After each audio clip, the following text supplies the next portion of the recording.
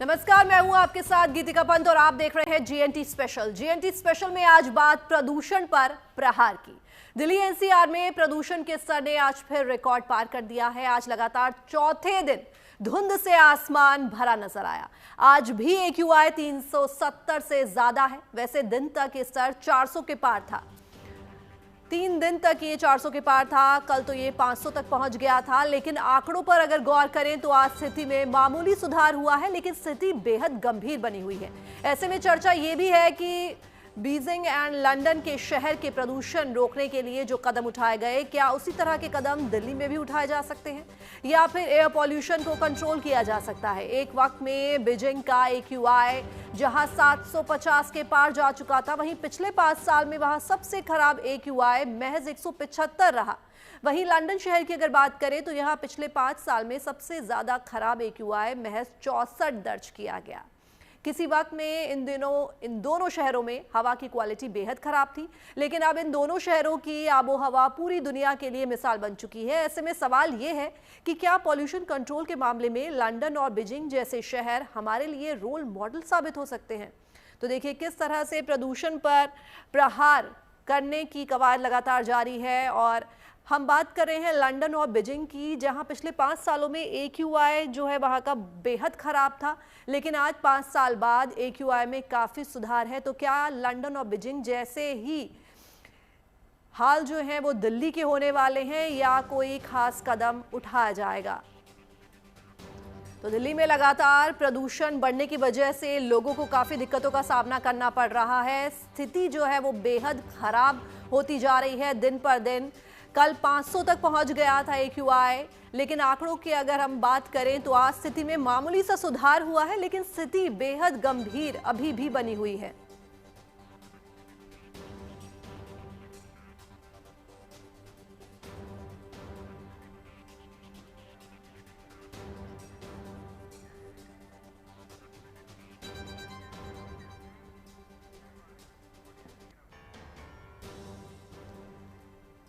तो करीब 12 साल पहले एयर पॉल्यूशन के मामले में चीन की राजधानी बीजिंग में हालात बेहद खराब थे। जनवरी 2013 को इस शहर का एक्यूआई 750 के पार पहुंच गया था, लेकिन मौजूदा वक्त में बीजिंग का एक्यूआई 125 के आसपास रहता है।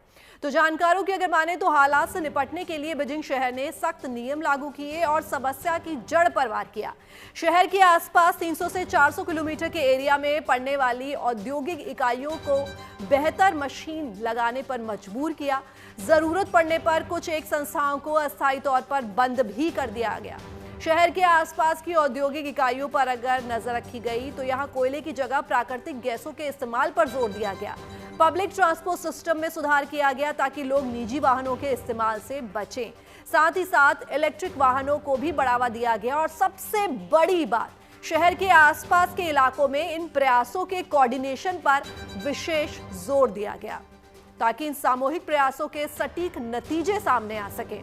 तो वहीं पॉल्यूशन के खिलाफ लंदन शहर का सबसे बड़ा हथियार साबित हुआ क्लीन एयर एक्ट। इसके तहत कई सख्त नियमों का पालन सुनिश्चित किया गया। इन्हीं नियमों में से एक है अल्ट्रा लो एमिशन जोन। इसके तहत अगर किसी यूजर की गाड़ी बहुत पुरानी है, ज्यादा धुआं छोड़ती है, तो उसे लंदन में घुसने के लिए हर दिन शुल्क देना होगा। इसकी वजह से लोगों ने निजी और पुराने वाहनों की जगह पब्लिक ट्रांसपोर्ट को ज्यादा तवज्जो दी और शहर का पॉल्यूशन कंट्रोल हो सका।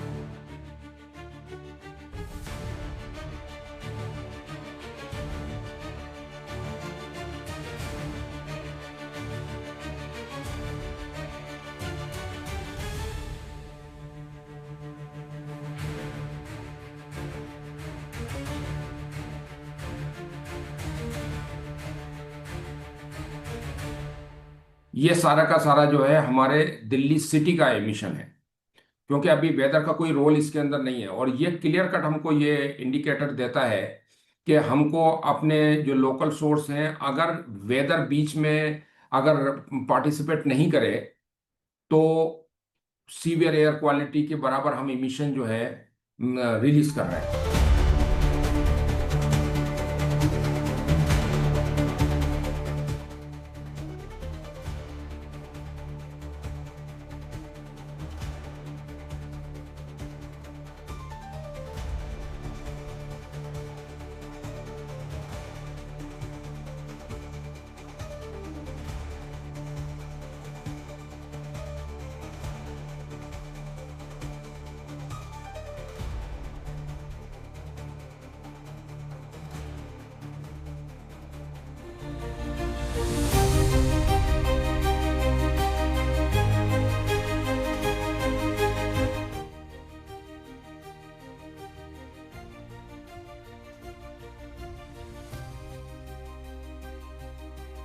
इस स्थिति के अंदर दिल्ली एनसीटी रीजन के अंदर करीब 43% जो है कंट्रीब्यूशन आ रहा है ट्रांसपोर्ट सेक्टर से, फॉसिल फ्यूल इमिशन से। जो म्युनिसिपल सॉलिड वेस्ट है 15% है, और 15% जो है वो आ रहा है यहां से आपके बायोफ्यूल इमिशन यानी रेजिडेंशियल सेक्टर से। द डस्ट का कंट्रीब्यूशन मात्र 8% है। और ये आपको इंपॉर्टेंट चीज ये है कि हमारी जो प्रायोरिटीज हैं वो कितनी मिसप्लेस्ड हैं, इससे लगता है हमारा मैक्सिमम फोकस इस टाइम, चाहे सीएक्यूएम हो या कोई और हो, वो डस्ट मिटिगेशन के ऊपर लगा हुआ है। अभी दिल्ली में जो हालात हैं वही हालात कभी बीजिंग और लंदन में भी हुआ करते थे, लेकिन वहां की सरकारों ने मजबूत इच्छा शक्ति के दम पर कारगर कदम उठाए और प्रदूषण पर हमेशा के लिए विजय पा ली। आपको ये जानकर हैरानी होगी कि साल 2013 में बीजिंग में AQI 755 तक चला गया था। तब बीजिंग को दुनिया का सबसे प्रदूषित शहर और साल 2013 को चीन के इतिहास का सबसे प्रदूषित साल करार दिया गया था। आलम यह हो गया कि विदेशी कंपनियां बीजिंग में निवेश करने से तौबा करने लगीं और अमीर धनाढ्य लोग पॉल्यूशन की मार से बचने के लिए दूसरे देशों में बसने की प्लानिंग करने लगे। कुल मिलाकर प्रदूषण चीन के लिए शर्मिंदगी का सबब बन गया। इस शर्मिंदगी से बचने के लिए चीन की सरकार ने 2013 में 5 साल के लिए air pollution prevention and control action plan बनाया और उसे सख्ती से लागू भी कर दिया। इसके लिए चीन की सरकार ने बीजिंग और उसके आसपास के प्रदूषण फैलाने वाले कारखानों को या तो बंद कर दिया था या फिर दूसरे स्थानों पर शिफ्ट कर दिया। कोयला पर चलने वाले थर्मल पावर प्लांट्स और दूसरे भारी उद्योगों को या तो क्लीन एनर्जी अपनाने या फिर बीजिंग छोड़ने के लिए मजबूर किया गया। गाड़ियों के लिए ऑड इवन का प्लान लागू किया गया। नए वाहनों के रजिस्ट्रेशन की संख्या और समय सीमा तय कर दी गई। इलेक्ट्रिकल वाहनों के लिए प्रोत्साहन और सब्सिडी दी गई। मेट्रो और इलेक्ट्रिक बसों समेत बहुत सारे पब्लिक ट्रांसपोर्ट को बढ़ाया गया। सौर और पवन ऊर्जा को बढ़ावा देने के लिए उसमें भारी निवेश किया गया। चीन की कम्युनिस्ट सरकार ने जितनी सख्ती से ये नियम बनाए, उससे ज्यादा सख्ती से उसका अनुपालन सुनिश्चित किया। पूरे देश में real time air quality monitoring system लगाए गए और इनका डेटा सार्वजनिक किया गया, ताकि जो लोग नियमों का उल्लंघन कर रहे थे उन्हें पता चल जाए कि वे रडार पर हैं और गलती की सजा भुगतनी पड़ेगी। पर्यावरण कानूनों का उल्लंघन करने वाले उद्योगों पर भारी जुर्माने लगाए गए, यहां तक कि डिफॉल्टर्स को जेल की हवा खानी पड़ी। साफ है कि फौरी तौर पर चीन के लोगों को बहुत दिक्कतों का सामना करना पड़ा, लेकिन दीर्घकालिक असर ये हुआ कि आज बीजिंग की हवा पूरी तरह से स्वच्छ हो चुकी है। साल 2013 में जहां AQI लेवल 755 तक चला गया था, वहां अब अमूमन 100 से भी नीचे रहता है। जहां तक चाइना का क्लीन करने का सवाल है, बेसिकली वहां का जो मेजर इशू था वो था because of the thermal power plants and industries. And वहां पर तो खैर डेमोक्रेसी नहीं है, तो उन्होंने ओवरनाइट एक हफ्ते के अंदर सारी की सारी फैक्ट्री बीजिंग से निकाल के और बाहर फेंक दी, और इमीडिएटली वो समझ में आ गया। बीजिंग की तरह लंदन जैसा ऐतिहासिक शहर भी कभी जबरदस्त स्मॉग की चपेट में आ गया था। 5 दिसंबर 1952 को लंदन शहर अचानक धुएं और कोहरे से घिरने लगा। 5 से 8 दिसंबर तक लंदन शहर इस कदर स्मॉग की चपेट में रहा कि विजिबिलिटी घटकर सिर्फ 1 मीटर रह गई। लोगों का सांस लेना दूभर हो गया और लाख से भी ज्यादा लोग बीमार पड़ गए। लंदन के इस स्मॉग के कारणों की पड़ताल की गई तो पता चला कि घरेलू फायरप्लेस, बिजली स्टेशनों और भट्टियों में बड़ी मात्रा में कोयले का जलना ही इसका मुख्य कारण था। दोबारा लंदन या ब्रिटेन का दूसरा शहर इसकी चपेट में न आए, इसके लिए 1956 में ब्रिटिश पार्लियामेंट में क्लीन एयर एक्ट पारित किया गया, जिसके तहत अधिकारियों को प्रदूषण रोकने की पूरी शक्ति दे दी गई। Bureau report, good news today.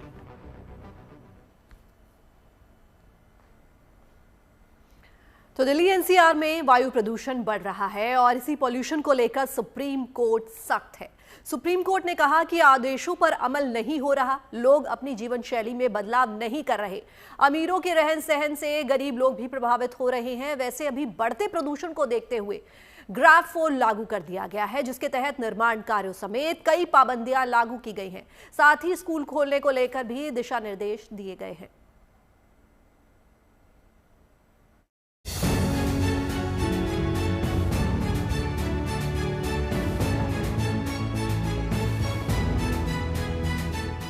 आजकल जब दिल्ली की सुबह घने कोहरे और धुंध की चादर ओढ़े निकलती है, अक्सर लोग ये कहते सुने जाते हैं कि जहरीली हवा से कब छुटकारा मिलेगा। तो थोड़ा प्रॉब्लम तो है। आते ही पता चल गया?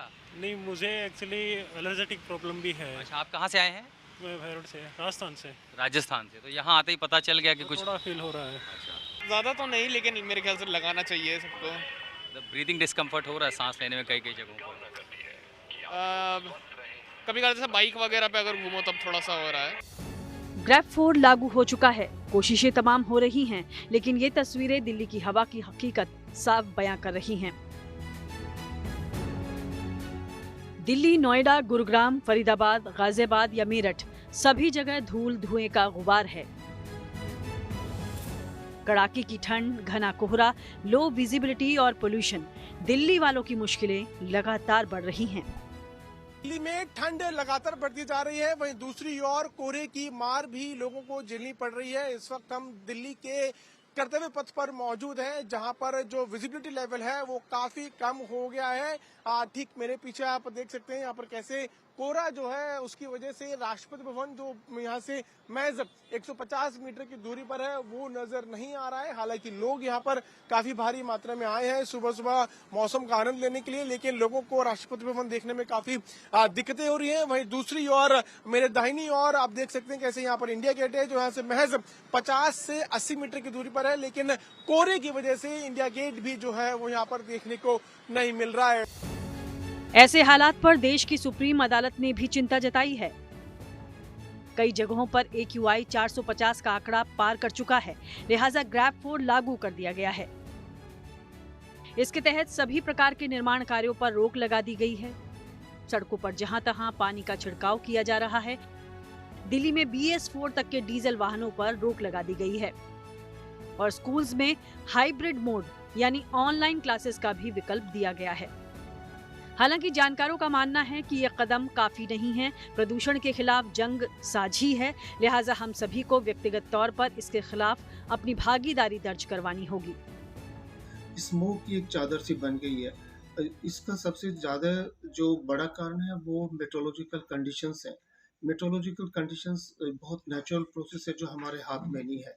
अभी इन्वर्शन लेयर तैयार हो चुकी है। इन्वर्शन का मतलब होता है कि टेम्परेचर डिक्रीज होते होते एकदम बढ़ जाता है और बढ़ने के बाद फिर डिक्रीज होने लगता है, तो पूरा डिस्पर्शन को रोक देता है। पोल्यूशन जो है डिस्पर्स नहीं हो पा रहा है, तो तुरंत प्रभाव से जो हमें करने की आवश्यकता है, हमें कंस्ट्रक्शन और डस्ट पे तुरंत प्रभाव से हमें कदम उठाना पड़ेगा। इसको बंद कर देना चाहिए और लोगों को अपनी कारों के बजाय आप जितनी भी मेट्रो है उसका इस्तेमाल करना चाहिए। इसके अलावा मेट्रोलॉजी हमारे हाथ में नहीं है। इन दोनों फैक्टर्स को अगर हम कंट्रोल कर लेंगे तो कम से कम 30% के आसपास हम इसको कम कर सकते हैं। उत्तर भारत में सर्दी भी जोर पकड़ रही है, लेकिन अब वायु प्रदूषण और धुंध से राहत की उम्मीदें हवा के मौसमी रुख पर ही टिकी हैं। तापमान कम है, हवाएं कमजोर हैं, उसके कारण क्या होता है कि जब हवा ठंडी होती है और सरफेस जल्दी कूलिंग हो जाती है तो जो फॉग है वो जम जाता है और वो क्योंकि हवा तेज नहीं है इसलिए वो डिस्पर्स नहीं हो पाता, तो ये फॉग की एक लेयर है और इसके साथ पॉल्यूशन भी है, तो फॉग और स्मॉग दोनों को कहा जा सकता है कि ये बना हुआ है। अब आज से हमें लग रहा है कि जो हवा है वो बदलेंगी और उत्तर पश्चिम दिशा से थोड़ी सी मॉडरेट विंड चलेगी, तो कल से फॉग की इंटेंसिटी में थोड़ी सी कमी आएगी और जो पॉल्यूशन है उसमें भी कुछ इंप्रूवमेंट हो सकता है। बढ़ते प्रदूषण का सीधा असर लोगों की सेहत पर पड़ता है, लिहाजा डॉक्टर्स ने लोगों को जरूरी होने पर ही घर से बाहर निकलने, मास्क लगाने, साथ ही संतुलित और पौष्टिक आहार लेने की सलाह दी है। अगर बहुत ज़रूरी है तो कोशिश करिए कि एटलीस्ट हल्के मास्क तो लीजिए, जिससे कि बड़े वाले पोल्यूटेंट्स तो आपके नहीं जाएंगे, है ना। और जो भी आपने अगर आउटडोर एक्टिविटी करनी है, एक्सरसाइजेज वगैरह करनी है, अगर पॉसिबल है आपके लिए तो आप अपने घर के अंदर कोशिश करिए, योगा करिए, ब्रीदिंग एक्सरसाइजेस करिए। और अक्सर मैं तो ये कोशिश करता हूँ कि एक बार रात को घर पहुँचता हूँ तो उसके बाद एक स्टीम इनहेलेशन कर लेता हूँ, जिससे कि आपको आपकी जो रेस्पिरेटरी सिस्टम की लाइनिंग है उसमें जो इन्फ्लेमेशन वगैरह है उसको थोड़ा सूदिंग इफेक्ट। प्रदूषण एक गंभीर समस्या है, लिहाजा इस दिशा में कड़े प्रयास भी जरूरी हैं। साथ ही हमारी और आपकी भागीदारी भी बेहद अहम हो जाती है। यानी प्रदूषण के खिलाफ नियमों का पालन कर अपनी सेहत का ख्याल रखते हुए आसपास साफ सफाई और जागरूकता लाकर हम अपनी जिम्मेदारी निभा सकते हैं, पोल्यूशन को मात दे सकते हैं, क्योंकि सावधानी ही सबसे बड़ा बचाव है। दिल्ली से आशुतोष मिश्रा और पीयूष मिश्रा के साथ bureau report, good news today. Delhi NCR में बढ़ते प्रदूषण को लेकर कुछ ग्रैप नियम बनाए गए हैं, तो आइए देखते हैं क्या है वो नियम और किस तरह से दिल्ली और एनसीआर वालों को मिल सकता है इस प्रदूषण से छुटकारा। तो क्या है ग्रैप के होते हैं 4 चरण। हवा खराब होने पर लागू होती है सख्ती, प्रदूषण फैलाने वाली फैक्ट्रियों पर कार्रवाई, निर्माण पर रोक और तोड़फोड़ वाली जगहों पर भी सख्ती की गई है। जहां भी तोड़फोड़ हो रही है, खुले में कूड़ा जलाने वालों पर भी जुर्माना लगाया जाएगा। स्कूलों में छात्रों के आने पर दिशा निर्देश बना दिए गए हैं। हाइब्रिड या पूरी तरह से स्कूल ऑनलाइन कर दिए गए हैं। तो बढ़ते हुए प्रदूषण को देखते हुए अगर प्रदूषण लगातार बढ़ रहा है तो क्या करना चाहिए। तो प्रदूषण अगर बढ़ता है तो सुबह शाम जरूरी होने पर ही आप घर से बाहर निकलें। घर से बाहर निकलते हुए मास्क जरूर लगाएं। पॉल्यूशन से बचने के लिए N95 मास्क लगाएं। अपने शरीर को हाइड्रेट रखना बेहद जरूरी है। लगातार पानी पीते रहें। प्रदूषण वाले दिनों में पानी ज्यादा पिएं और कोई भी तरह की जो जलीय वस्तु है वो जरूर पिएं। खांसी होने पर जो है वो पानी पिएं। लगातार सुबह शाम जरूरी होने पर ही घर से बाहर निकलें और मास्क जरूर लगाएं।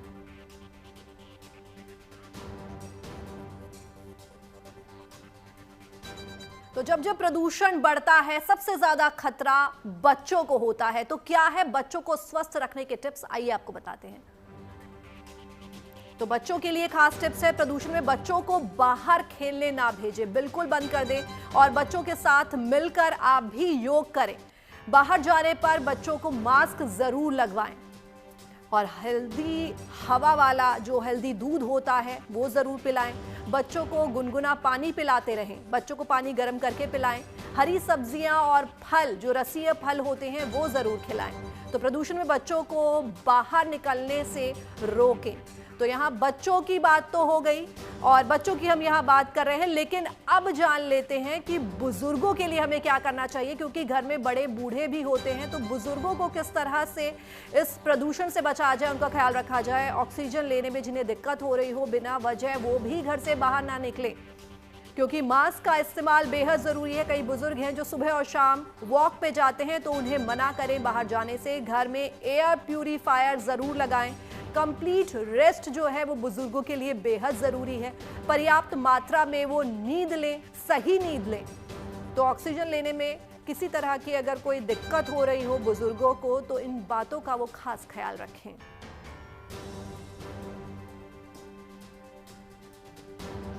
और इस खास पेशकश में फिलहाल के लिए बस इतना ही। बाकी तमाम पॉजिटिव न्यूज के लिए आप जुड़े रहिए गुड न्यूज टुडे पर।